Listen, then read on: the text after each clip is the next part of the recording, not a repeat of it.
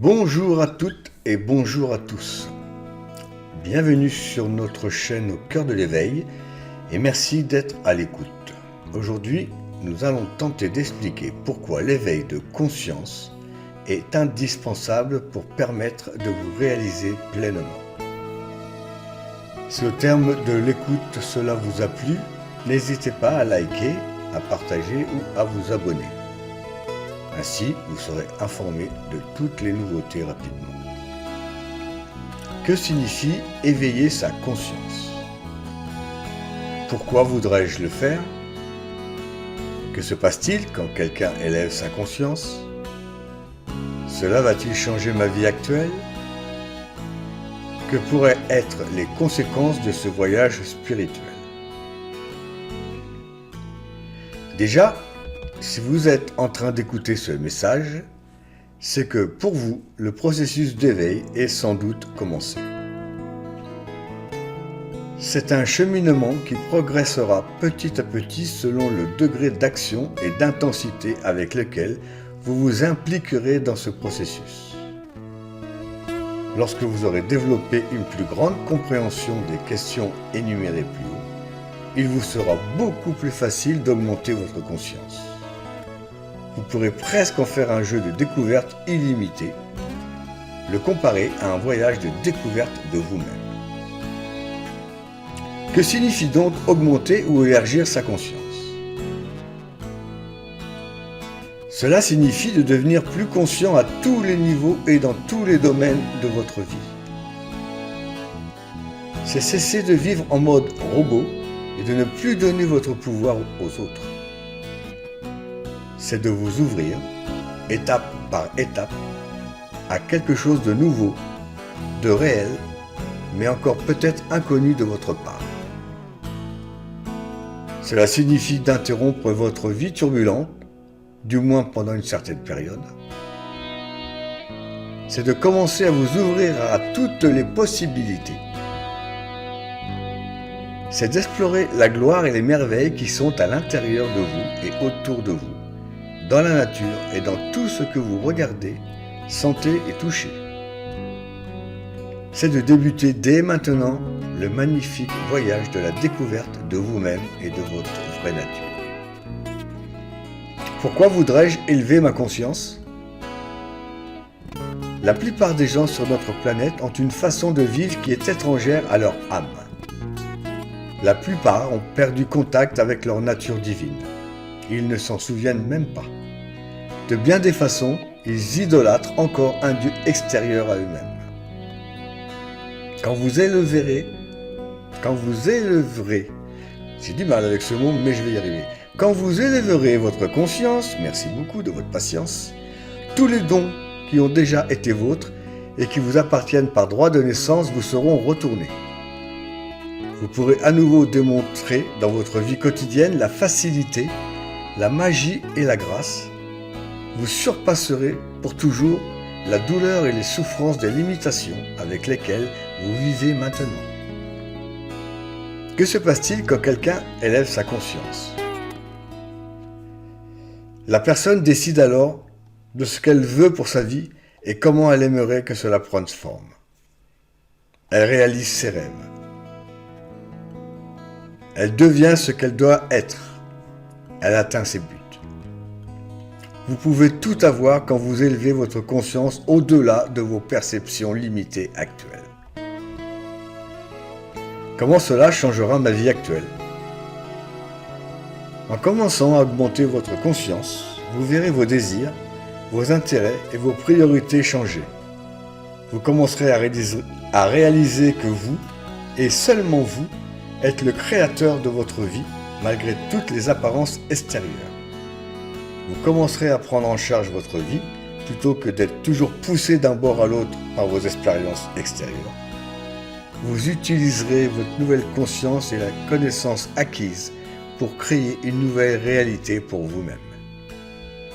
Vous commencerez à créer une vie remplie de plus de beauté, plus de joie, de facilité, de fluidité, d'amour et de bonheur que vous n'avez jamais cru possible. Voilà pourquoi augmenter votre conscience changera votre vie. que pourraient être les résultats pour l'humanité. Nous sommes à l'aube d'une des plus grandes catastrophes écologiques humanitaires. Si chaque être humain décidait de retrouver son pouvoir décisionnaire, alors un espoir est encore possible.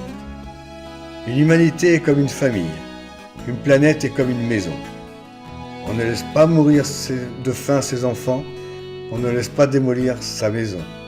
Pourtant, c'est ce qui se fait actuellement dans notre humanité. Si l'humanité veut avoir un avenir à long terme, il paraît indispensable d'éveiller nos consciences pour reprendre notre destin en main. La partie 1 sur l'éveil de conscience a démontré pourquoi il était judicieux d'élever sa conscience personnellement pour qu'ensuite une évidence se mette en place afin de contribuer à une amélioration planétaire. Mais il est important de comprendre et de savoir que des éléments peuvent venir perturber votre éveil. En voici une petite liste exhaustive. Ce qui peut faire obstacle, c'est d'œuvrer à partir du mental égo. La quête spirituelle est mentale et beaucoup cherchent des réponses à leurs questions sans cesse. Et c'est le mental qui se répond à lui-même en permanence, empêchant la connexion avec votre véritable être. Lâcher prise est alors indispensable.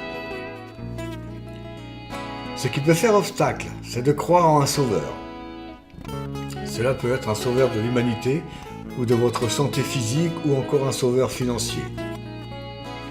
Croire que quelque chose d'extérieur ou quelqu'un va venir changer votre situation est un leurre. Nous vivons aujourd'hui dans un contexte vibratoire particulier qui favorise l'ascension de la conscience. Mais cela restera toujours une quête individuelle. Vous devez le vouloir. Et comme chacun sait, vouloir, c'est pouvoir. Personne ne viendra le faire à votre place.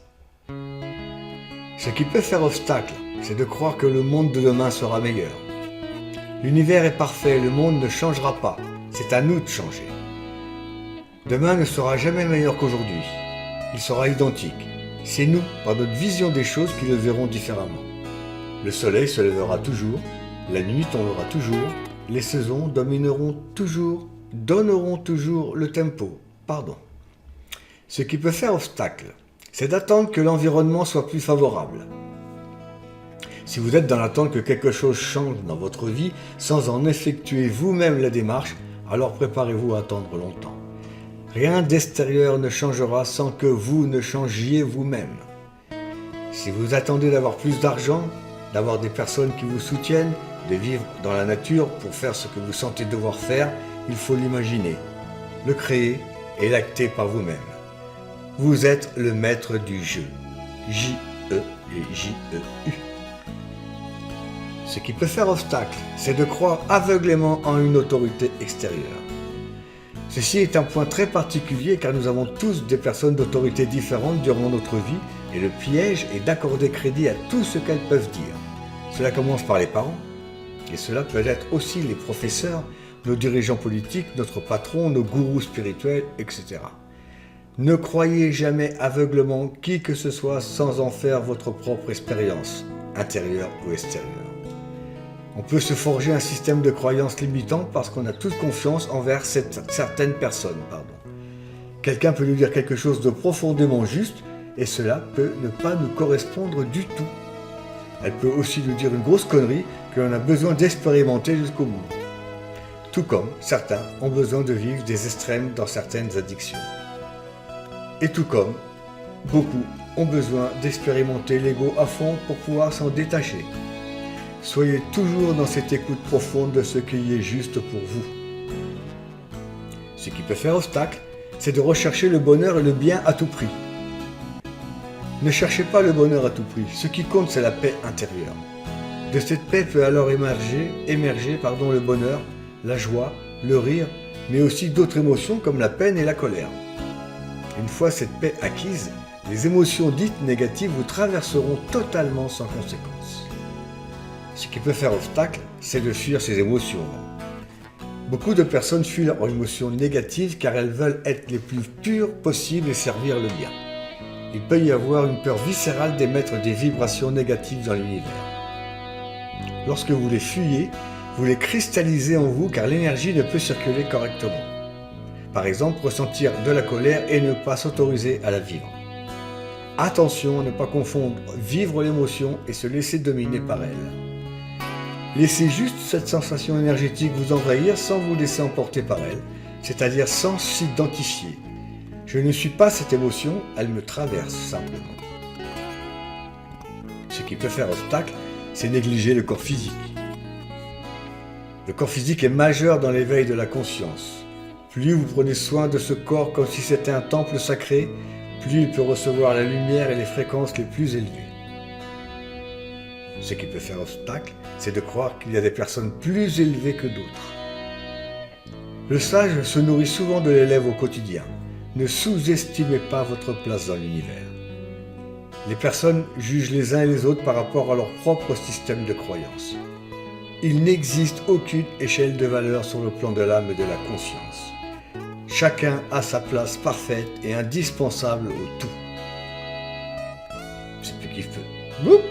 Ce qui peut faire obstacle, c'est de croire que tout cela doit être sérieux. Qui vit sans folie n'est pas si sage qu'il le croit. Qui a dit que l'éveil ou que la quête spirituelle doit être quelque chose de sérieux?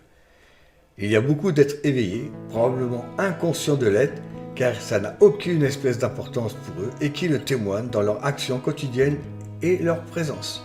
De grands sportifs, des musiciens, des artistes, etc. Pourtant, elles n'ont jamais parlé de spiritualité ou d'éveil et tout ceci est naturel. Il n'y a pas besoin d'être strict, d'avoir une hygiène de vie parfaite. Faites votre expérience. Construisez-la selon ce que vous ressentez juste pour vous. Certains vont trouver l'éveil en regardant des comédies à la télé et d'autres vont réciter des mantras ou en méditant, comme un ascète pendant 33 ans. Bouddha, es-tu là? Tout est parfaitement à sa place. Voilà, merci à la Terre cristalline pour l'inspiration. Si vous voulez en savoir un peu plus sur nous, nos activités, nos formations, nos ateliers et nos soins, nous vous invitons à visiter notre site Facilitons-nous la vie ainsi que notre page Facebook au cœur de l'éveil. Et n'oublions pas, pour chaque jour, apprenons de notre passé, vivons l'instant présent en toute conscience et permettons que le meilleur reste à venir.